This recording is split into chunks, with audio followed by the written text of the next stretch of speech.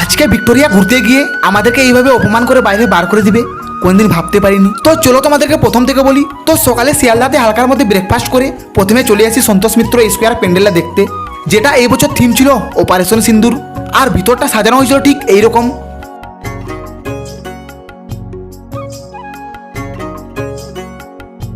তারপর সেখান থেকে বেরিয়ে এসে এইরকম ভালো ভালো প্যান্ডেল দেখতে দেখতে চলে আসি আর একটা ফেমাস প্যান্ডেল দেখতে, এআই প্যান্ডেল।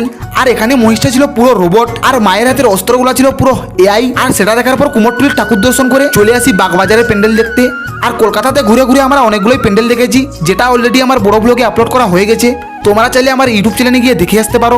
আর বাগবাজারের প্যান্ডেলটা দেখার পর আমরা সোজা চলে আসি ভিক্টোরিয়া, আর টিকিট কেটে ঢুকে যাই ভিতরে।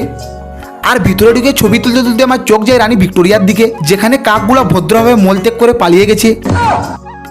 আর রানী ভিক্টোরিয়ার এত অপমান আমরা সহ্য করতে না পেরে আমরাও সেখান থেকে বাইরে বেরিয়ে চলে এলাম। তো আমরা এখন বেরিয়ে যাই, তোমরা তো তখন ভিডিও লাইক করে আমাদের পাশে দেখো। Bye bye.